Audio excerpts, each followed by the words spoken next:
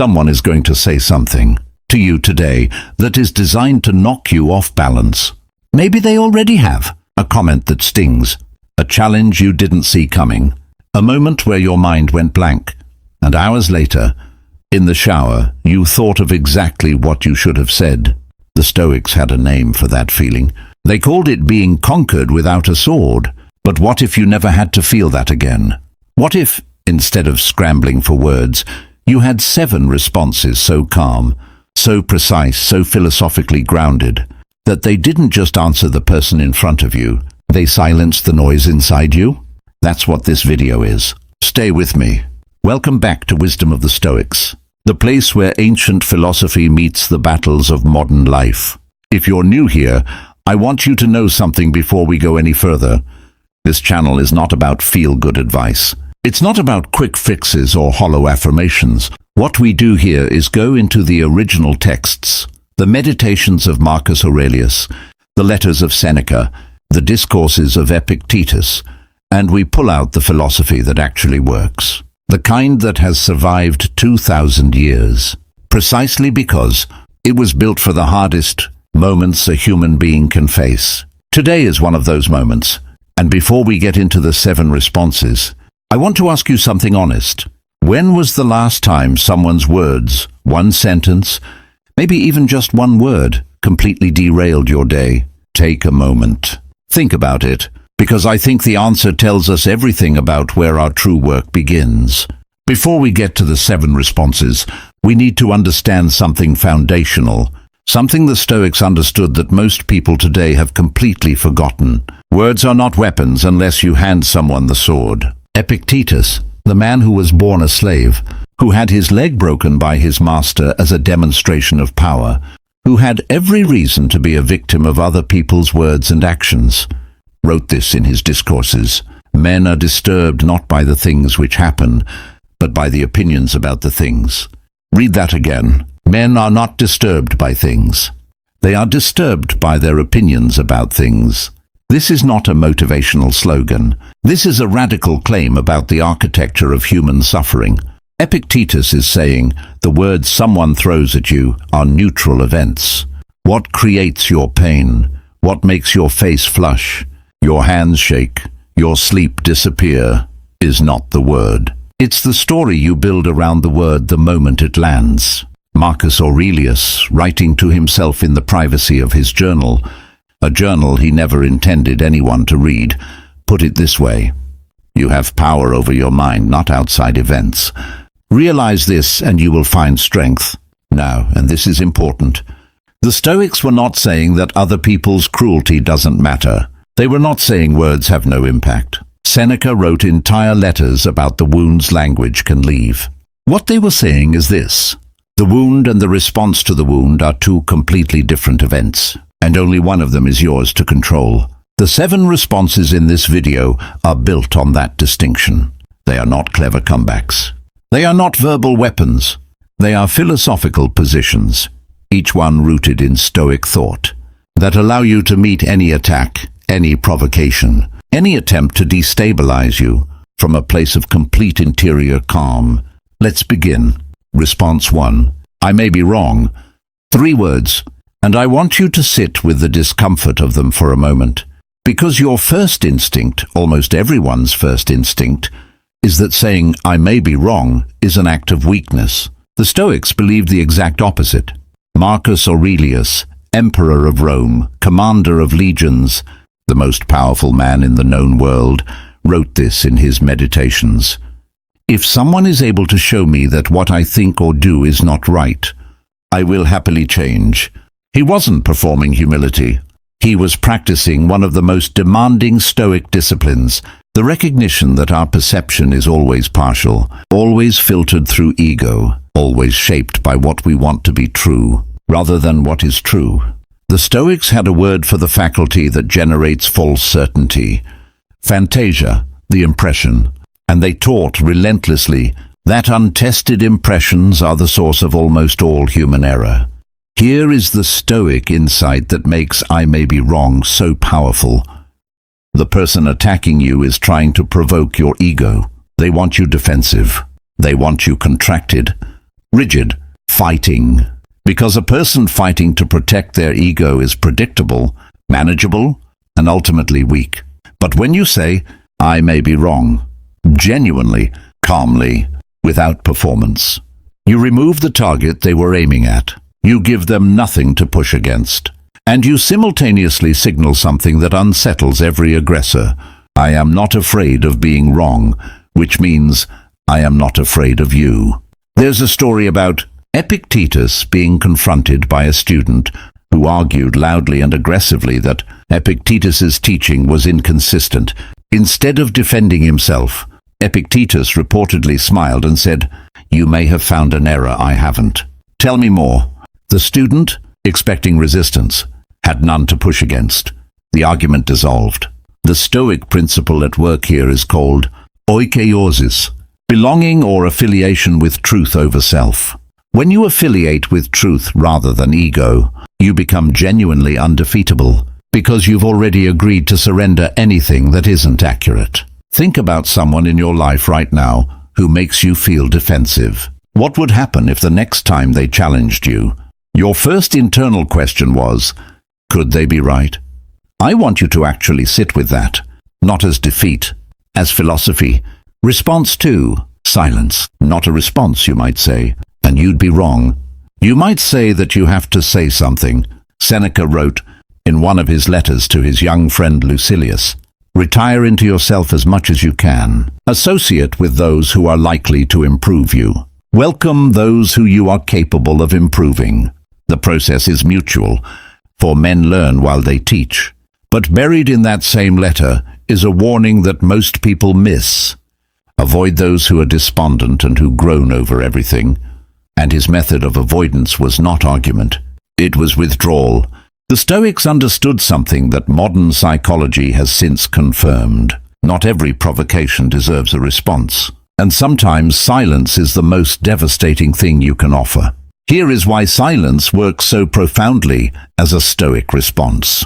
When someone attacks you verbally, when they try to diminish you, embarrass you, provoke you, they are, consciously or not, seeking an energy transaction. They want something from you. Your fear, your anger, your scrambling justifications. That energy is what feeds the exchange. Silence starves the attack. Not cold silence. Not pouting silence. Stoic silence, which is something entirely different. It is the silence of someone who has looked at what was just said, evaluated it, and simply found it insufficient to require a response. Marcus Aurelius practiced what he called prosauche, self-attention, or watchfulness. Part of that practice involved noticing the impulse to respond immediately, to fill every silence with self-defense, and asking, does this moment require my voice or my presence? In his meditations, he writes, how much more grievous are the consequences of anger than the causes of it? He had experienced this himself. As emperor, he was constantly surrounded by people who wanted his reaction, senators who baited him, generals who tested him, philosophers who challenged him publicly, and time and again, the historical accounts show the same thing. Marcus paused before he spoke. Often, he did not speak at all. The ancient world had a name for this quality. They called it megalopsychia, greatness of soul, and it was identified specifically with the ability to remain unmoved when lesser people expected movement. Here is the practical truth. When you respond immediately and emotionally, you show someone exactly which buttons work. You give them a map, but when you meet their provocation with measured silence, or the briefest, calmest possible acknowledgement, you reveal nothing. You remain, as the Stoics would say, free. I'll say this only once, and I mean it sincerely. Some of the most powerful people I've ever observed had almost nothing in common, except this. When challenged, they did not rush to speak. The silence was the answer. Response 3. That's an interesting perspective. This response requires the most philosophical discipline of all 7, because it asks you to do something genuinely difficult, to engage without evaluating, to acknowledge without agreeing, and to remain in contact with someone's reality without being pulled into it. Epictetus, in the Enchiridion, his handbook of Stoic practice, opens with the foundational distinction that underlies everything we're talking about today. Some things are in our control and others not. That's an interesting perspective, is the linguistic expression of that distinction. Here is what it does not say. It does not say you agree. It does not say you disagree. It does not say the other person is right or wrong, wise or foolish. It takes no position whatsoever on the content of what was said. What it does say is this: I have heard you. I have clocked the existence of your view, and I am choosing, deliberately, not to make it my problem. The Stoics were fascinated by the phenomenon they called sympathia, the interconnectedness of all things. But they were equally fascinated by its opposite challenge, the way we unconsciously absorb other people's emotional states, their judgments, their anxieties, their certainties. They called this absorption patha, the passions or disturbances that come not from within, but from without. That's an interesting perspective, is a firewall. It creates what Epictetus called diastema, distance, interval, space between the impression and the response. Now, and I want to be precise about this. This response must be genuine, to be Stoic. The Stoics had no time for performance or manipulation. If you say, that's an interesting perspective, while internally seething, you've learned nothing. The point is to mean it, to genuinely position yourself as someone who finds the diversity of human opinion interesting, rather than threatening. Marcus Aurelius returned to this theme repeatedly in his meditations. He was surrounded by people whose opinions he found wrong, whose behavior he found troubling, whose politics he found corrosive, and yet he wrote, again and again, exercises in genuine curiosity about what drove those people. When you wake up in the morning, tell yourself, the people I deal with today will be meddling, ungrateful, arrogant, dishonest, jealous, and surly. But I have seen the beauty of good and the ugliness of evil, and have recognized that the wrongdoer has a nature related to my own. He didn't say tolerate wrongdoing. He said recognize the shared humanity. Find it genuinely interesting that people arrive at such different places from the same starting point. That's an interesting perspective means when a Stoic says it. It means, I see you as a human being, arriving at a conclusion through a process I can examine without threat. Leave a comment below. I genuinely want to know, what is a situation in your life right now where that's an interesting perspective would completely change the dynamic? I read every comment on this channel. Tell me. Response 4. Let me think about that. We live in a culture that has made speed into a virtue. Respond instantly. React in real time. Never let a moment pass without filling it with your opinion. The Stoics looked at this tendency 2,000 years before Twitter, 2,000 years before the comment section, and they identified it as one of the most reliable paths to hamartia, error, the missing of the mark. Seneca wrote, I will keep constant watch over myself, and, most usefully, will put each day up for review. The daily review, the exam, that became a cornerstone of Stoic practice, was built on a single premise. Time reveals what haste conceals. Let me think about that. Does several things simultaneously, all of them Stoic. First, it honors the Stoic commitment to logos, reason, the rational faculty that distinguishes us from animals, and that the Stoics believed was our most divine attribute. To rush a response is to let the lower faculties, impulse, ego, emotion, speak before reason has assembled itself. Second, it signals to the other person something genuinely disarming. You take them seriously enough to think about what they've said. This is not weakness. It is respect that most people are completely unprepared to receive, especially when they were expecting a fight. Third, and this is the subtlest Stoic point, it buys you the space to practice what Marcus Aurelius called hypomone, patient endurance, the willingness to sit in the discomfort of not having an answer yet without needing to escape that discomfort with noise. There is a remarkable account from the historian Cassius Dio about Marcus Aurelius presiding over legal disputes. Unlike many emperors who were known for quick, decisive, often capricious judgments, Marcus was known for asking follow-up questions, requesting time, consulting precedents, and sleeping on decisions before rendering them. His contemporaries sometimes found this maddening. History has vindicated him entirely. In your own life, this response transforms confrontations. Because the moment you say, "Let me think about that," and mean it, you've shifted the conversation from a battle to a negotiation, from heat to light. I'll be honest with you, this one required the most work. For me personally, to internalize the instinct to respond immediately, to prove you've already considered something, to never appear caught off guard.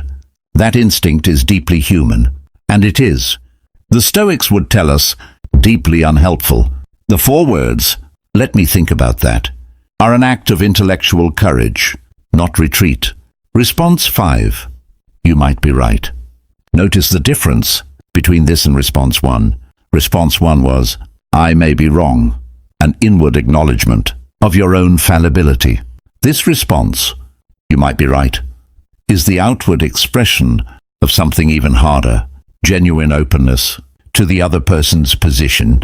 Zeno of Citium, the founder of Stoicism, taught that the highest expression of rational virtue was not winning arguments. It was arriving at truth. He reportedly held that a philosopher who enters a debate hoping to win rather than hoping to learn has already failed philosophically, regardless of what happens in the debate. "You might be right" is powerful for a reason that has nothing to do with strategy and everything to do with the nature of truth itself. When you say it, genuinely, calmly, without agenda, you model what the Stoics called eunoia, goodwill, the sincere desire for the other person's thinking to illuminate something real. And people can feel the difference between that and performance instantly. It is also worth noting, what you might be right does not mean, in Stoic terms, it does not mean capitulation. It does not mean agreement. It means, I am holding your position open as a live possibility rather than a threat. Seneca wrote, "The first step in becoming good is to want to be good." The parallel in dialogue is this. The first step in having a real conversation is to want to be changed by it. If you enter every exchange already decided, you are not conversing, you are performing. And the Stoics had no patience for performance dressed as philosophy. Here is something I want you to genuinely sit with. The last time someone convinced you of something, when did it happen? And what made you open to it?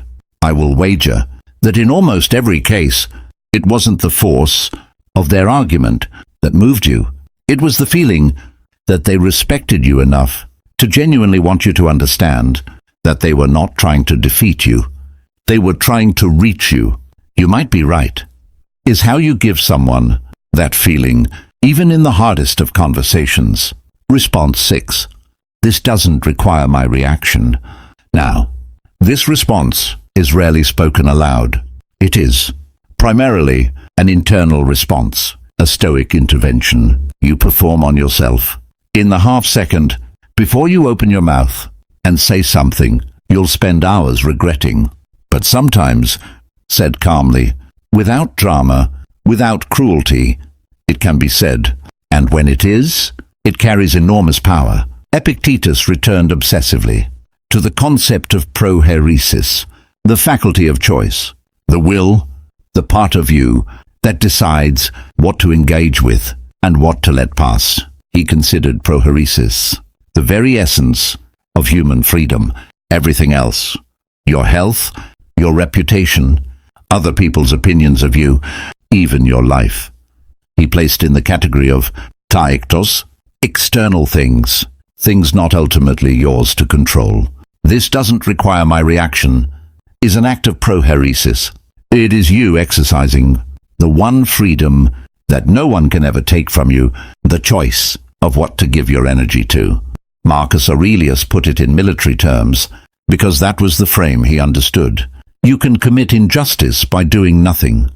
But he balanced this constantly with another insight: the impediment to action advances action. What stands in the way becomes the way. Not every obstacle is meant to be fought. Some obstacles are tests of your ability to recognize them as not your battle, not your weight, not your problem. There is a scenario I want you to imagine. A colleague says something dismissive of your work in front of others. Your face flushes, your heart rate goes up. Every instinct says, defend yourself, explain, push back, make them look wrong. The Stoic looks at that cascade of instinct and asks a single question: what is the best outcome I can achieve in the next 60 seconds? And what is the best outcome I can achieve in the next 60 days? Often, those two answers are completely different, and the Stoic consistently chooses the longer view.